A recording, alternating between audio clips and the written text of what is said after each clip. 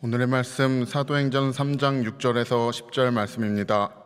베드로가 이르되 은과 금은 내게 없거니와 내게 있는 것을 내게 주노니 나사렛 예수 그리스도의 이름으로 일어나 걸으라 하고 오른손을 잡아 일으키니 발과 발목이 곧 힘을 얻고 뛰어서서 걸으며 그들과 함께 성전으로 들어가면서 걷기도 하고 뛰기도 하며 하나님을 찬송하니 모든 백성이 그 걷는 것과 하나님을 찬송함을 보고 그가 본래 성전 미문에 앉아 구걸하던 사람인 줄 알고 그에게 일어난 일로 인하여 심히 놀랍게 여기며 놀라니라. 아멘. 행복한 가정의 달입니다. 이제 5월달이 되었고 5월달은 가정의 달이라고 합니다. 그래서 설교를 준비하다가 행복이란 무엇일까라는 생각을 하면서 인터넷에 한번 검색을 해봤어요. 검색을 해봤더니 한 일간지에서 이런 리서치가 있었습니다. 누가 이 세상에서 가장 행복할까라는 주제로 질문한 후에 사람들의 대답을 수집을 했는데 놀랍게도 1위를 한 당선이 된 것은 바로 모래성을 쌓는 어린아이 이렇게 나왔습니다. 그러니까 그 아이가 정말 가장 세상에서 행복한 사람이었다라고 조사가 나왔고 2위는 아기를 목욕시키는 엄마, 그리고 3위는 큰 수술을 가까스로 성공하고 막 수술실을 나서는 의사, 그리고 4위가 작품의 완성을 앞두고 콧노래를 흥얼거리는 예술가 이렇게 나왔습니다. 그러니까 각자 사람마다 행복의 기준이 다르겠지만 정말 이 조사를 보면서 느끼게 되는 것은 행복은 멀리 있는 것이 아니라 굉장히 가까이 있구나라는 것을 다시 한번 깨닫게 되었습니다. 우리 설교를 시작하면서 옆에 있는 분들과 함께 인사했으면 좋겠어요. 사랑하고 축복합니다. 행복한 인생을 살아갑시다.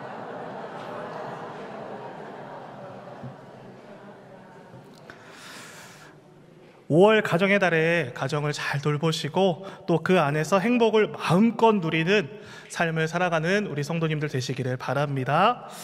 자, 우리가 살아가다 보면은 극복할 수 없는 많은 일들을, 산들을 만나게 됩니다.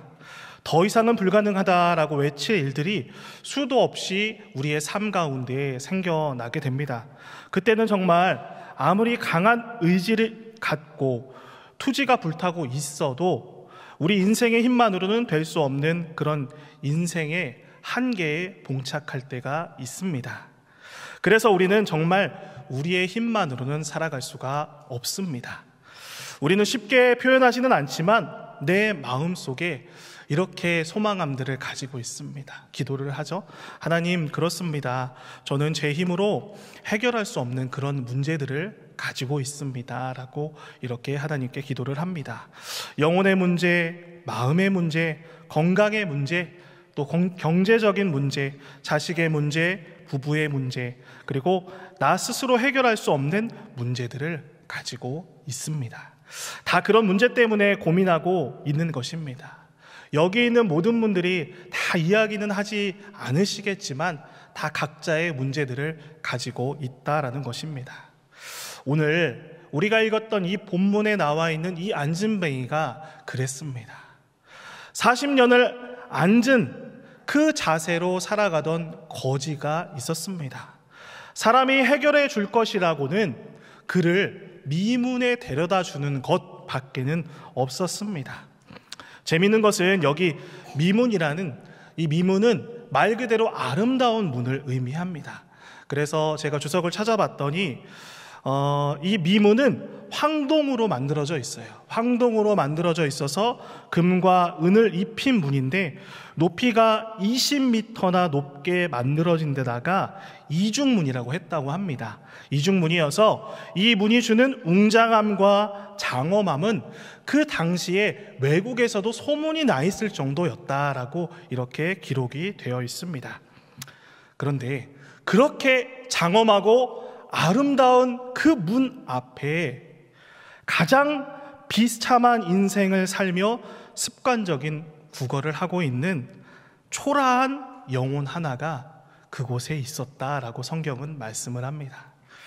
더 이상 인생의 대반전을 꿈꿀 수 없을 정도로 정말 밑바닥이면 밑바닥이라고 말씀드릴 수 있을 것 같은 그러한 소망 없는 그에게 인생의 대반전이 일어나게 됩니다. 그 대반전은 어떻게 일어나게 되었습니까? 우리 6절 말씀을 한 목소리로 한번 읽어보도록 하겠습니다. 6절입니다. 베드로가 이르되 은과 금은 내게 없거니와 내게 있는 이것을 내게 주노니 나사렛 예수 그리스도의 이름으로 일어나 걸으라 하고. 그렇습니다. 인류 누구에게나 인생의 대반전을 주는 것은 오직 한 분입니다.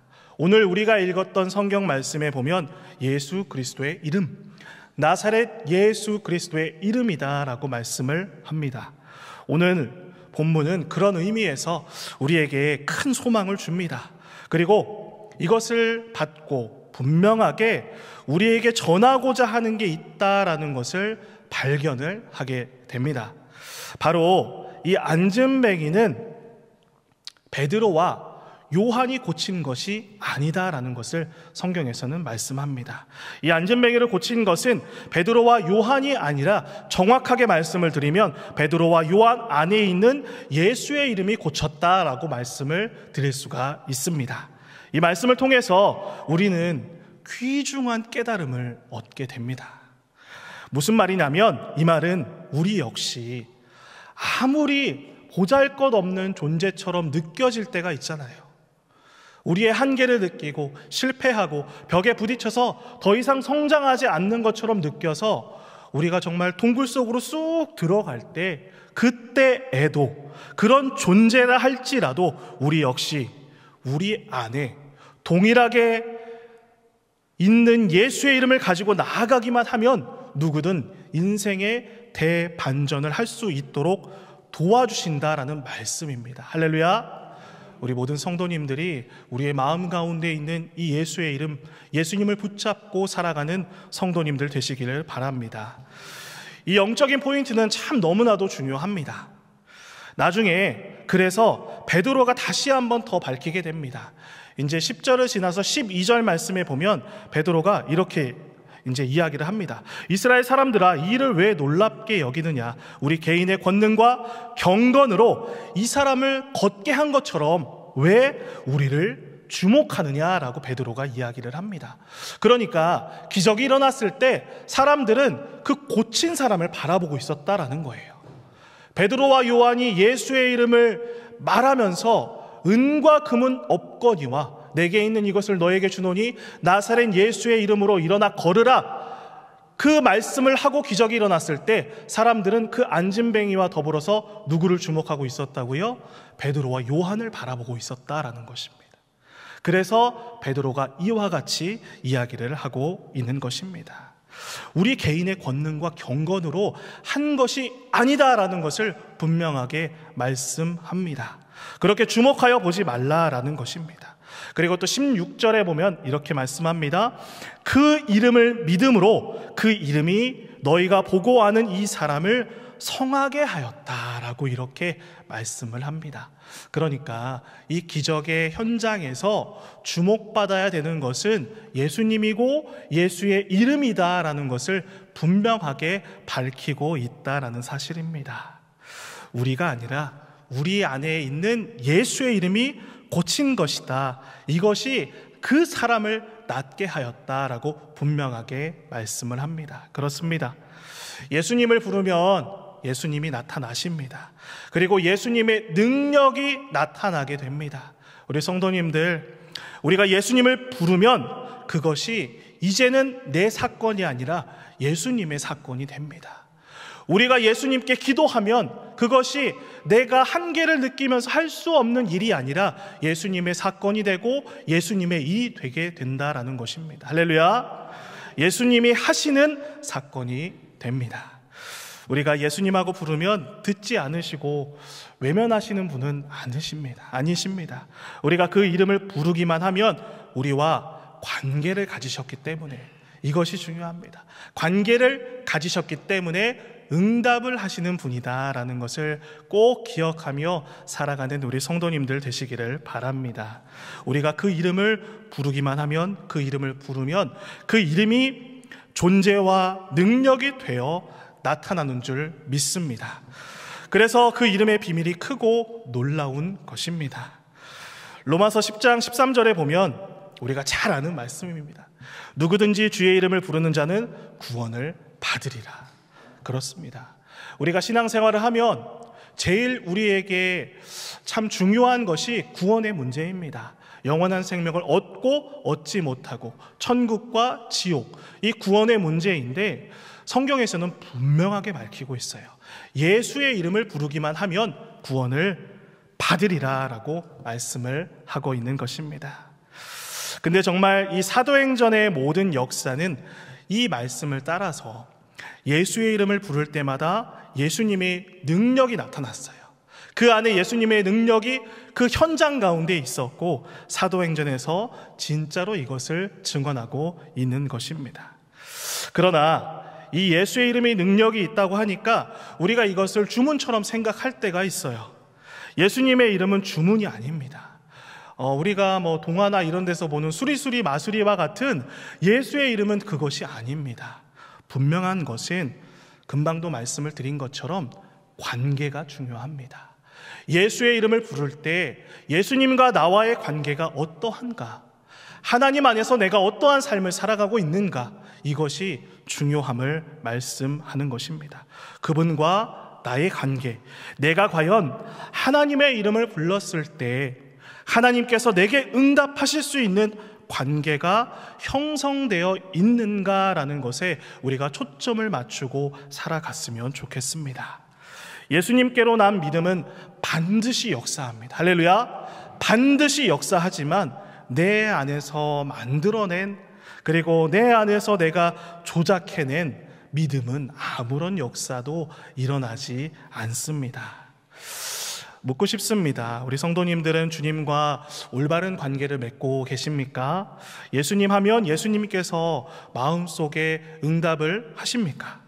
기도를 해도 왜 마음이 시원하지 않고, 기도를 해도 왜 평안하지 않고, 기도를 했는데 왜 역사가 일어나지 않을까요? 바로 주님 앞에 올바로 서는 자세, 그리고 그 응답의 관계가 되어 있지 않기 때문입니다. 우리가 여전히 수많은 죄악 가운데 있으면서도 예배만 드릴 때 마음에 하나님과는 아무런 상관이 없이 일을 할 때, 내 고집대로만 할 때, 그때 우리는 주님을 경험할 수가 없습니다. 그리고 체험하지도 못하게 됩니다. 그래서 주님은 마태복음 7장 21절에 이렇게 말씀합니다. 나더러 주여 주여 하는 자마다 다 천국에 들어갈 것이 아니오 다만 하늘에 계신 내 아버지의 뜻대로 행하는 자라야 들어가리라. 이렇게 말씀합니다.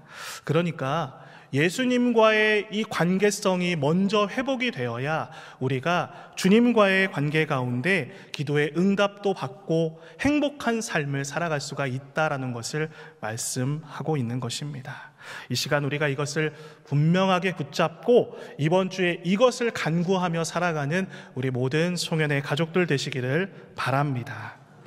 두 번째로 안진뱅이 거지에게 일어난 이 인생의 대반전은 긍휼 때문에 일어났다라는 것을 말씀드립니다. 오늘까지 우리가 어떻게 사셨든지 살았든지 앞으로도 우리의 삶의 초점이 영혼이 되기를 간절히 소망합니다. 우리가 사역을 할 때도 영혼이 되기를, 그리고 우리가 전도를 할 때도 상황과 환경을 바라보는 것이 아니라 영혼을 품고 기도함으로 그 자리에 나가서 하나님, 한 영혼을 만나게 해주세요. 주님께 구원받는 영혼을 만나게 해주세요. 이렇게 기도함으로 살아가는 우리가 되기를 소망합니다. 그리고 이것이 참 중요한 것 같아요. 금방 말씀드린 것처럼 우리가 이 영혼을 바라볼 때 긍휼한 마음이 부어지기를 간절히 소망합니다. 베드로와 요한이 전에는 늘 그 길을 지나다녔어요. 지나다니다가 그리고 그러한 것에서 어떠한 생각도 하지 못하는 베드로와 야고보가 그러한 상황 가운데 있었어요. 요한이. 그런데 아무런 의미를 두지 않고 지나다니다가 그날은 그냥 지나치지 못했다라는 것입니다. 그날은 그 영혼을 바라봤을 때 그 영혼에게 긍휼한 마음이 느껴졌어요. 그 안진뱅이를 바라보고 긍휼한 마음이 느껴졌고 그에게 예수의 이름을 선포하게 되는 것입니다. 베드로와 요한에게 무엇이 있었기 때문에 그렇습니까? 그 안에 긍휼이 있었기 때문에 그렇습니다.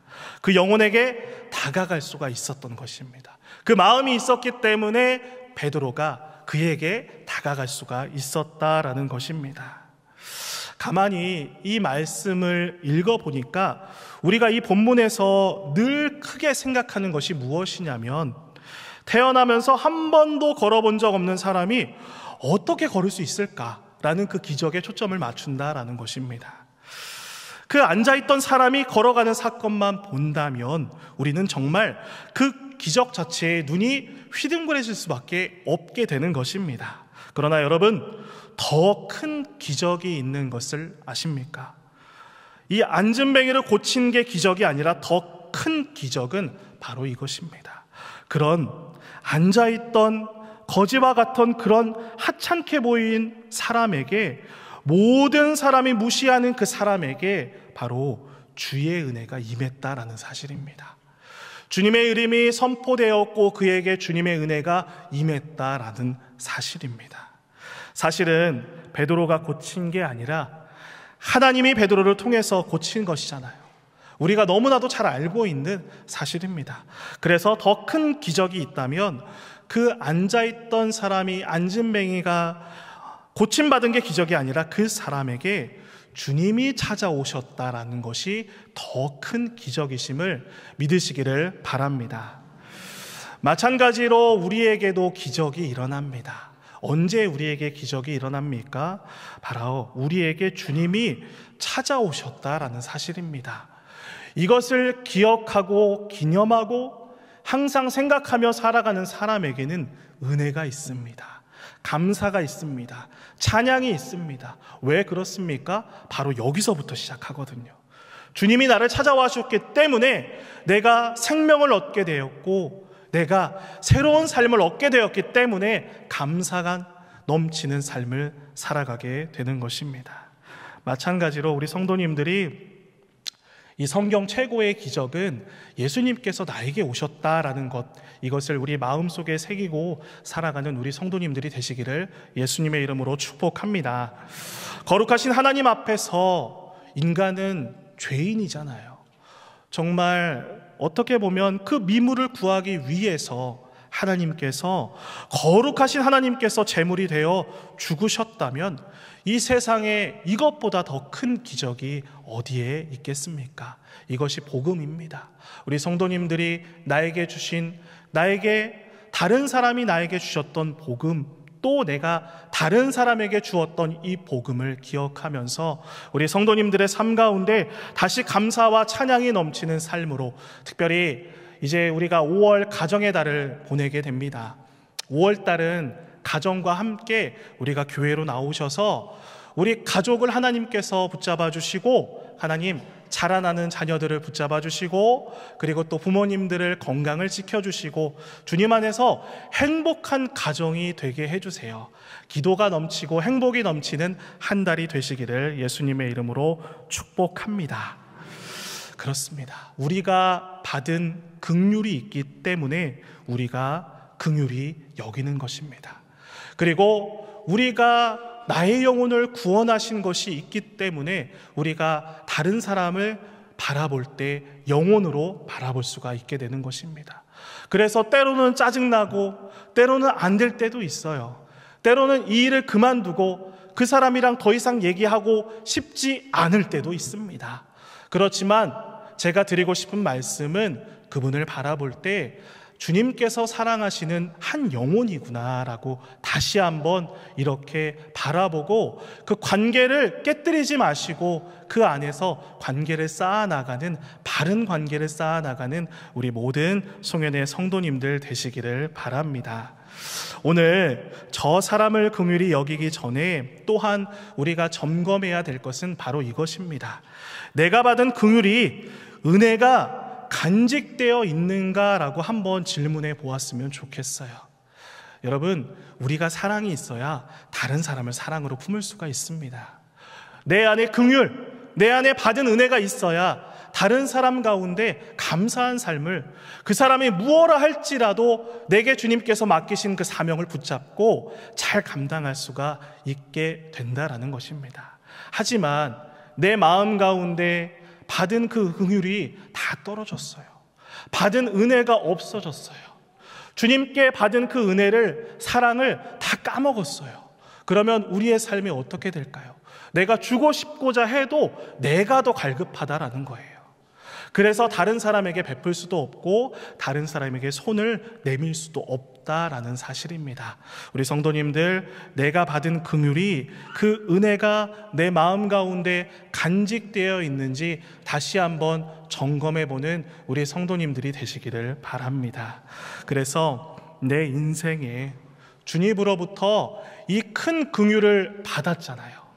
이 큰 긍휼을 받았기 때문에 내가 그래서 이 기적 같은 인생이 시작이 되었다라는 것을 우리 성도님들이 기억하시면서 오늘 이 안진뱅이가 큰 기적을 경험하고 그 기적 가운데 기적만 우리가 초점을 맞추고 살아가는 것이 아니라 우리 성도님들이 살아가실 때 내가 받은 은혜, 내가 받은 긍휼, 다시 한번 나사렛 예수 그리스도의 이름으로 이번 일주일을 승리함으로 나아가는 우리 모든 송현교회 성도님들 되시기를 예수님의 이름으로 간절히 축원합니다. 기도하겠습니다.